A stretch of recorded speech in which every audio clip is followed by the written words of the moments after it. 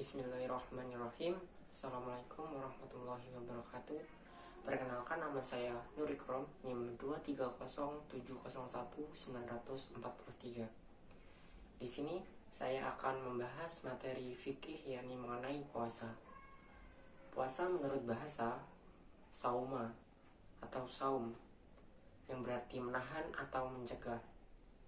Sedangkan menurut istilah, puasa diartikan menahan diri dari segala sesuatu yang dapat membatalkan puasa, dari terbitnya fajar sampai terbenamnya matahari, yang disertai niat dan syarat tertentu.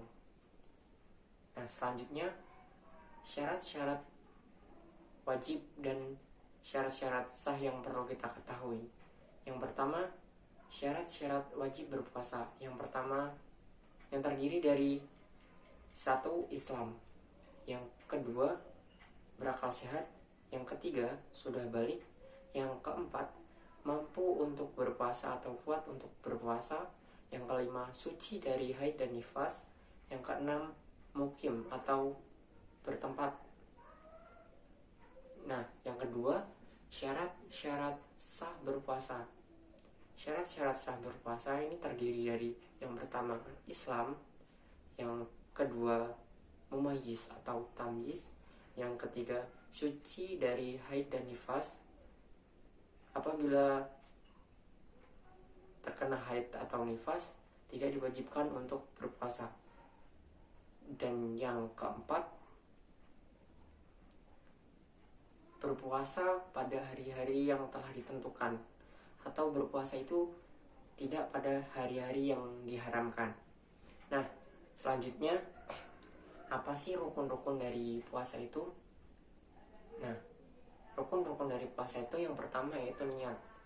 Niat itu bisa kita lakukan sewaktu pada misal pada bulan Ramadan, bisa kita lakukan sehabis sholat tarawih dan witir. Nah, bisa juga kita lakukan ketika kita bangun sahur. Nah, rukun yang kedua, meninggalkan hal-hal yang dapat membatalkan puasa dari terbitnya fajar sampai terbenamnya matahari. Nah, hal-hal yang dapat membatalkan ini, salah satu contohnya,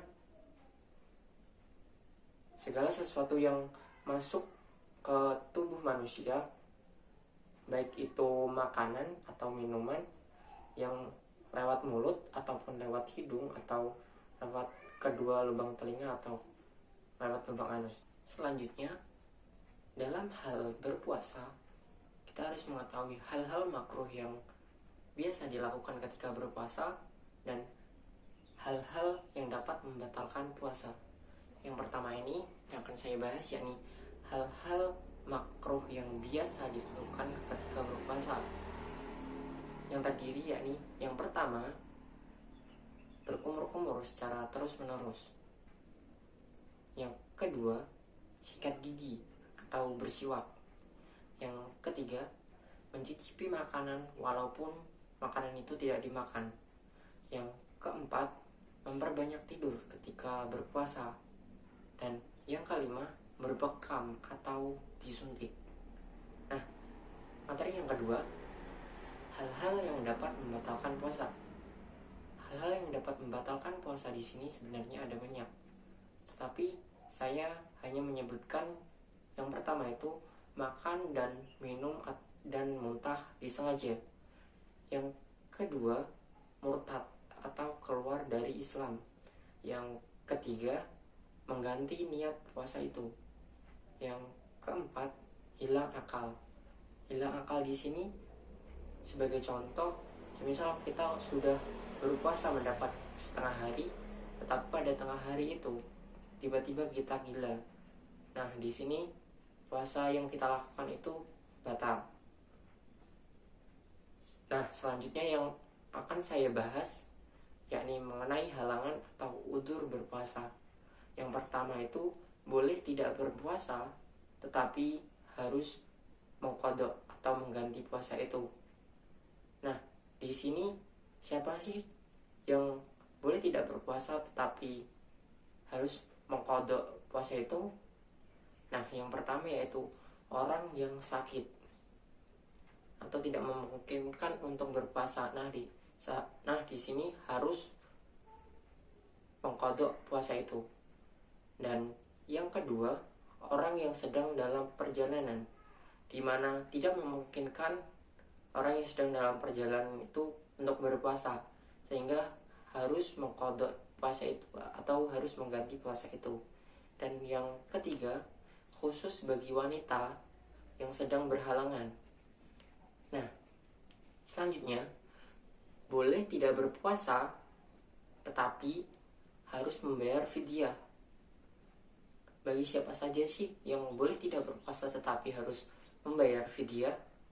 Nah, bagi yang pertama yaitu bagi orang tua yang sudah berumur lanjut, dan yang kedua orang yang sakit menahun atau dimana orang itu tidak bisa mengkodok puasa-puasanya itu sehingga dia harus membayar fidyah. Yang ketiga, orang yang sedang hamil. Dan yang keempat, orang yang menyusui. Dan yang kelima, orang yang pekerjaannya tidak bisa untuk berpuasa sehingga dia harus membayar fidyah. Nah, selanjutnya materi yang terakhir yang akan saya sampaikan yakni mengenai macam-macam puasa. Nah, di sini macam-macam puasa ada 4. Yang pertama puasa wajib, yang kedua puasa sunnah, yang ketiga puasa makruh, dan yang keempat puasa haram. Nah, puasa wajib ini, yang pertama yaitu puasa wajib ini, apabila kita melakukan atau mengerjakan puasa ini, kita akan mendapatkan pahala. Dan apabila kita meninggalkan puasa ini, kita akan berdosa. Nah, contoh dari puasa ini yakni puasa Ramadan, puasa Nazar, dan puasa Kifarat. Nah, puasa yang kedua yakni puasa sunnah. Puasa yang mana apabila kita mengerjakan puasa ini, kita akan mendapatkan pahala. Dan apabila kita tidak mengerjakan puasa ini, kita tidak akan mendapatkan dosa dan kita tidak akan mendapatkan pahala. Salah satu contoh dari puasa ini yaitu puasa Senin Kamis. Dan yang ketiga, puasa makruh. Puasa yang mana sebaiknya tidak kita lakukan atau sebaiknya kita tinggalkan. Dan yang keempat, yakni puasa haram. Puasa yang mana apabila kita melakukan puasa ini, maka kita akan berdosa. Dan apabila kita meninggalkan puasa ini, maka kita akan mendapatkan pahala. Nah, mungkin cukup itu saja yang dapat saya sampaikan. Kurang lebihnya mohon maaf. Wabillahi taufiq wal hidayah. Wassalamualaikum warahmatullahi wabarakatuh.